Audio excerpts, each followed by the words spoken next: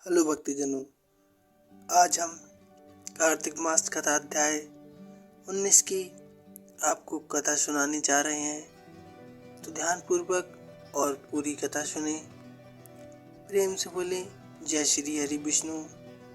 आइए भक्तजनों शुरू करते हैं। शुरू करने से पहले वीडियो को लाइक, शेयर और सब्सक्राइब अवश्य कर लें। साथ ही कमेंट में अवश्य लिखें जय श्री हरि विष्णु नारायण। आइए भक्तजनों शुरू करते हैं। श्री विष्णु मम हृदय में प्रेरणा करने वाले नाथ, कहूँ महात्म कार्तिक रखो सिर पर मेरे हाथ। राजा पृथु ने नारद जी से पूछा, अब ये बात कहिए कि भगवान विष्णु ने वहाँ जाकर जलंधर की पत्नी की पवित्रता किस प्रकार भ्रष्ट की।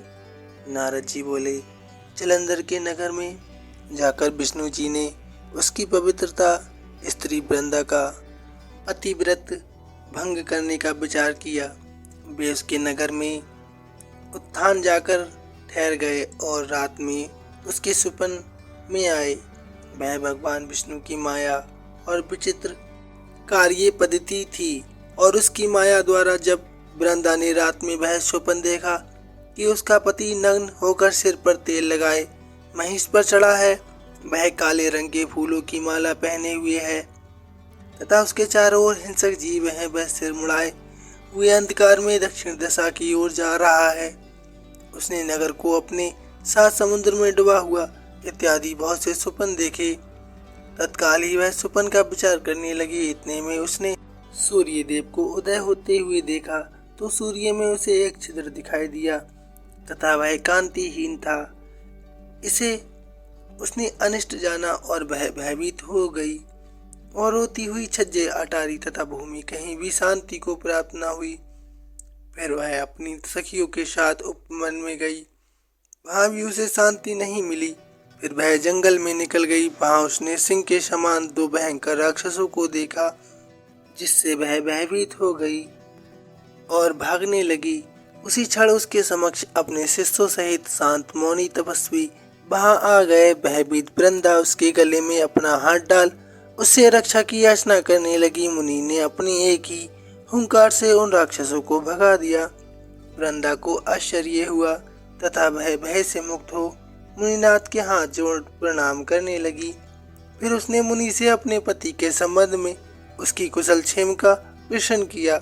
उसी समय दो वानर मुनि उनके समक्ष आकर हाथ जोड़कर खड़े हो गए और जो ही मुनि ने विकटी संकेत किया तो ही वे उड़कर आकाश मार्ग से चले गए। फिर जलंधर का सिर और धड़ लिए मुनि के आगे आ गए।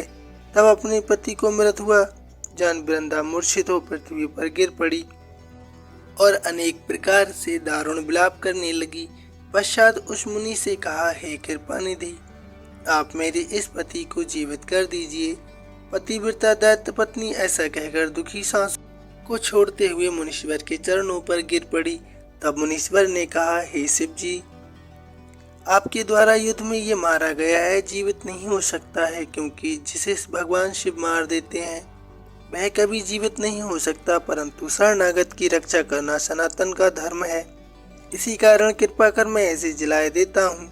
नारद जी ने कहा, वह मुनि साक्षात विष्णु ही थे जिन्होंने ये सब माया फैला रखी थी। वह वृंदा के पति को जीवित करके अंतर ध्यान हो गए। जलंधर ने उठकर वृंदा को आलिंग किया और मुख चूमा। वृंदा भी पति को जीवित हुआ देख अत्यंत हर्षित हुई और अब तक हुई बातों को स्वप्न समझा। तत्पश्चात वृंदा साकाम हो बहुत दिनों तक अपने पति के साथ विहार करती रही। एक बार सूरत एवं संभोग काल के अंत में उन्हीं विष्णु को देखकर उन्हें ताड़ित करती हुई बोली, हे पराई स्त्री से गमन करने वाले विष्णु, तुम्हारे शील को धिक्कार है। मैंने जान लिया कि मायावी तपस्वी तुम ही थे। इस प्रकार कहकर कुपित पतिव्रता वृंदा ने अपनी तेज को प्रकट करते हुए भगवान विष्णु को शाप दिया, तुमने माया से दो राक्षस मुझे दिखाए थे, वहीं दोनों राक्षस किसी समय तुम्हारी स्त्री ला हरण करेंगे। सर्पेश्वर जो तुम्हारा शिष्य बना है ये भी तुम्हारा साथी रहेगा।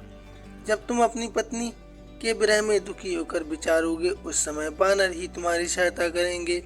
ऐसा कहते हुए पतिव्रता वृंदा अग्नि में प्रवेश कर गई। ब्रह्मा आदि देवता आकाश से उसका प्रवेश देखते रहे। वृंदा के शरीर का तेज पार्वती जी के शरीर में चला गया। पतिव्रत के प्रभाव से वृंदा ने मुक्ति प्राप्त की। यह अध्याय समाप्तम। भक्तों कैसा लगा कथा अध्याय वृतांत कमेंट में अवश्य बताइए। जय श्री हरि विष्णु। धन्यवाद।